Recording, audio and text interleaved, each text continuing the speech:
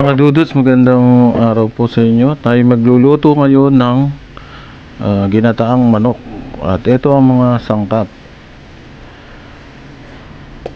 3/4 na chicken, thigh part at breast part.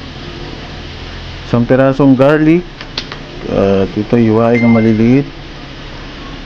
Isang piraso ng onion at dalawang piraso ng lemongrass.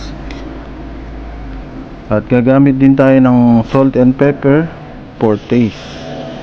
1 piece potato and 1 piece of carrots and 1/2 pieces of ginger and 2 cups of coconut milk. So guys, umpisa na natin. Tara!